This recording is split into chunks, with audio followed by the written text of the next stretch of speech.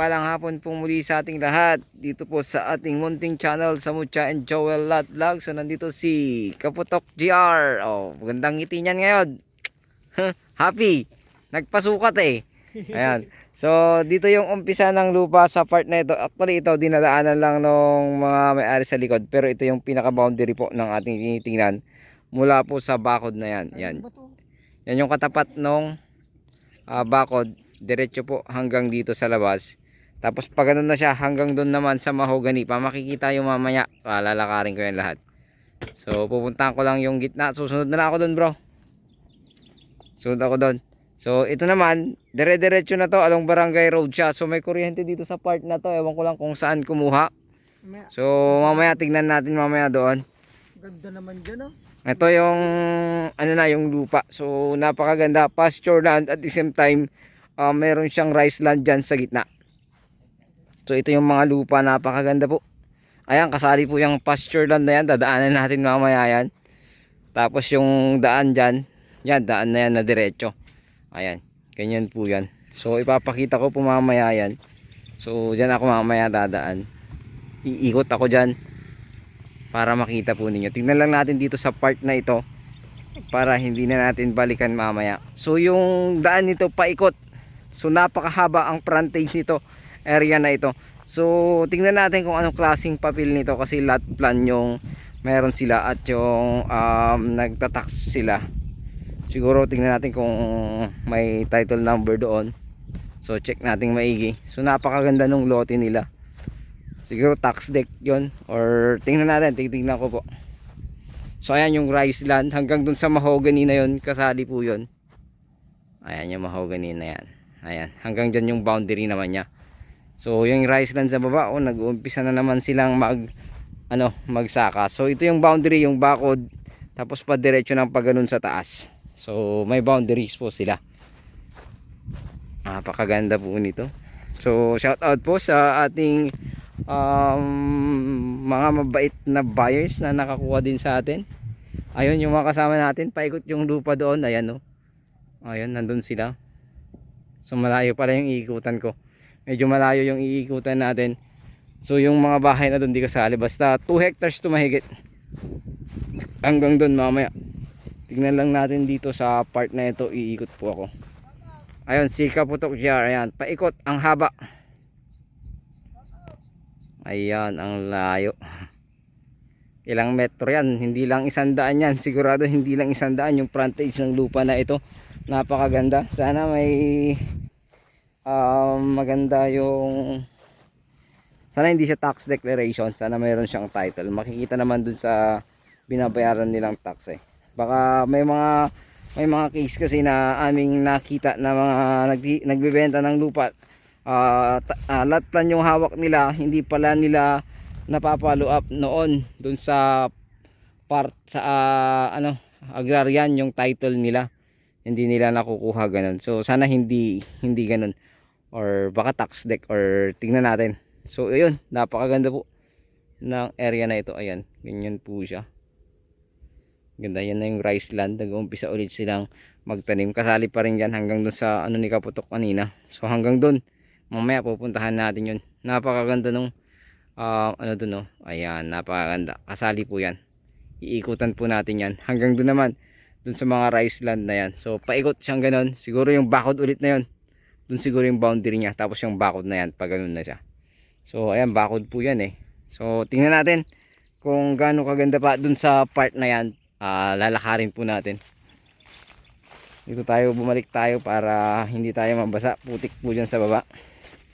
So ayun muli, ito po ay bayan ng Umingan, Pangasinan. Hapon na, pero ngayon lang tayo nakahanap ng lote na ating ibablog ulit.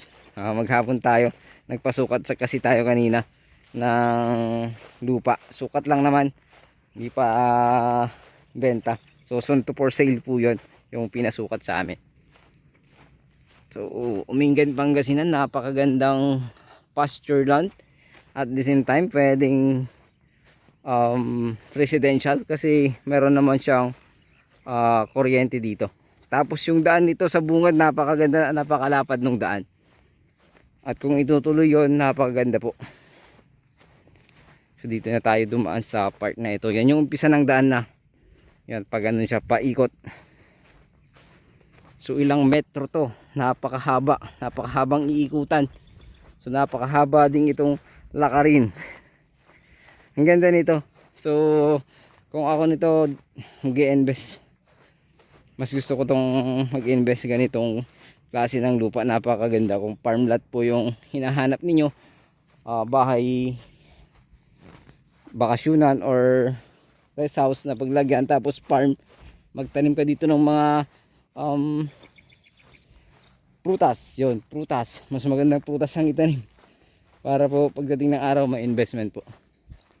So ayun, duhat ang mga tanim nito, duhat, adaan, mayroong paru-paru G butterfly. So meron siyang heli type, pababa, palusong, pataas, ganun po. Yung, pero hindi siya ganun kataas, hindi siya ganun kalalim. So ayan, daan pa rin to. Daan yan. Hanggang dun. So itong part na to hanggang 100 meters na yan eh. Tapos iikot ka pa. Ayan.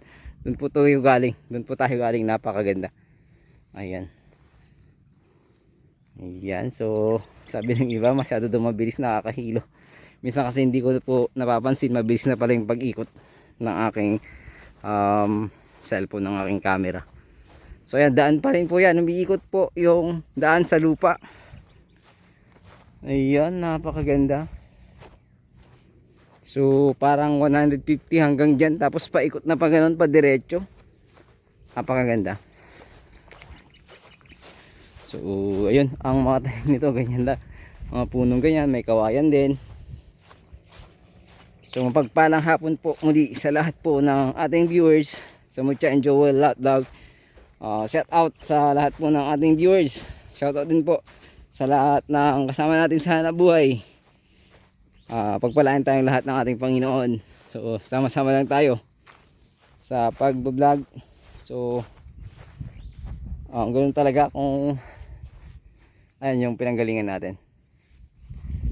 Ito naman yung daan ulit, napakahabang daan. So parang ano to eh, parang nasa 400 meters paikot, corner pa corner, pa corner lot na mahaba.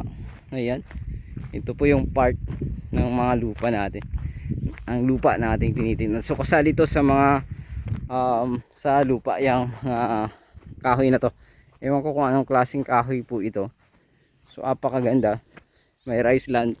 So ang source po ng water dito, sigurado po ako deep well. Deep well po ulit.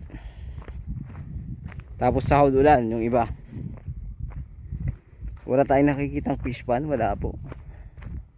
Ayan, masyado pa mataas yung camera ko. Ayan, ganyan po siya yung pinanggalingan natin. Napakaganda. Ang ganda siyang tingnan. So mamaya makikita nyo sa aerial view yan, yung kabuuan ng overlooking, I mean yung view nya dun sa taas, makikita po natin. So ang maganda po dito ay yung daan paikot, ang haba. Kung saan mo gustong ilagay yung bahay mo, pwede kung saan banda. Ayan po, dun tayo galing kanina. Ayan, ayan, dun tayo galing kanina. Ayan, dyan. So pag ganun siya, so parang may nakuha pa dito sa likod na overlooking. Talangin natin dun sa kasama natin. Actually pinasyalan na to kanina ng ating mga ahente, masisibag na ahente natin.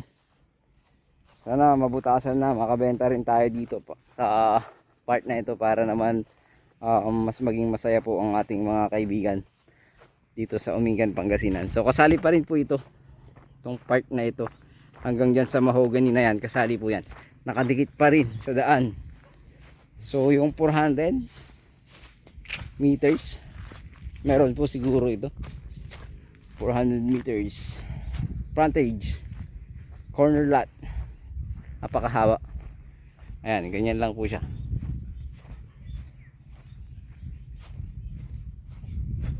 So ito hanggang doon pa rin, hanggang dyan sa area natin. Ang kagandahan po dito, parang malapit po yung kalsada dyan sa part na yan. So napakaganda, parang may daan pa doon eh. Ayun oh. Parang may right of way doon. Pero hanggang dito na lang yung area natin eh. Tingnan natin kung nakuha po yung overlooking na yun, yung magandang part niya dyan sa likod. Kasali pa dyan?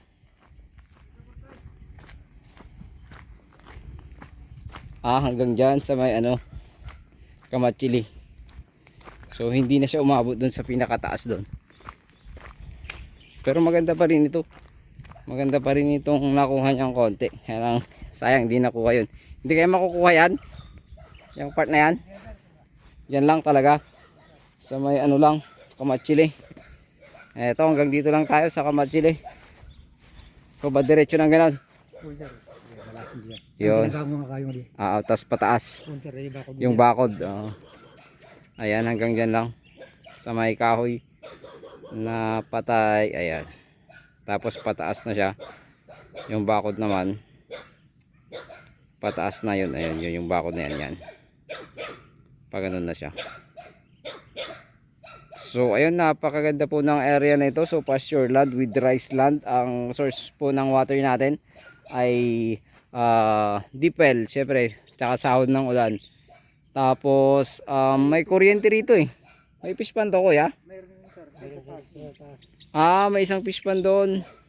May isang fish pond daw doon. Kala ko yun, hindi kasi masilip masyado. Nakala ko bukirin din yan doon sa part na yan. So may fish pond. Mayroong mga puno ng mahogany. May iba't ibang puno ring nakatanim. Tapos ito, itong part na ito, ewan ko, parang may mas malapit ulit dito na pagkuhanan ng kuryente, no? May kuryente rito eh. Diretso lang doon. Baka may mas malapit na daan dyan. Kasi doon meron din. Kaya tingnan natin kung ano po yung mas malapit na daan. So yung part na doon sa taas na yun, hindi po kasali yun. Yun lang po dito sa part na ito. So ayan, muli, maraming salamat pong muli. Ulitin ko po, ito ay Bayan ng Umingan, Pangasinan. At i-check ko po yung anong klaseng title or kung anong klase po yung papeles dito para makita natin kung ano po yung maganda na gawin or ano po yung kung mayroon man siyang problema or ano man.